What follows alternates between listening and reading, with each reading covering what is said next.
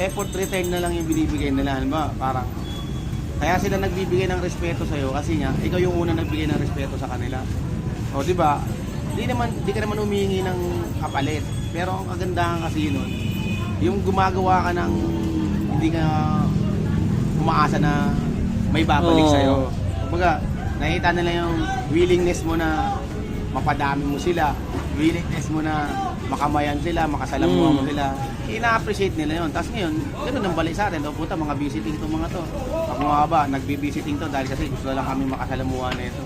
Kung baga yung respeto na gano'n, yun ang inaano nila. Yun ang ibinibigay nilang binabalik.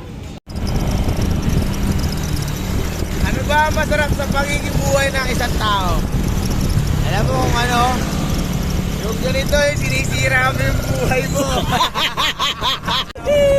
Yung nag-aaral tayo dati, nangangarap tayo.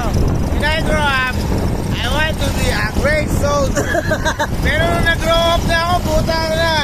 Great drunkard na ako eh. Tayo na mo ko Ray. May asawa ka, huwag ka pagkala. Malapit na masira yun. Makakagawa tayo ng maraming vlog. Ang dami pa sana natin ng mapasaya. Kaya kayo lahat ng mga tutuwa sa amin, huwag kayong matuwa. Kasi mukha lang kami talagang taka. Kala nyo nagpapatawa kami, hindi kami nagpapatawa, natural namin to.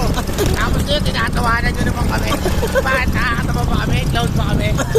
Kasi biro lang yun. Tama yun, magsitawa kayo. Para pagdating ng araw,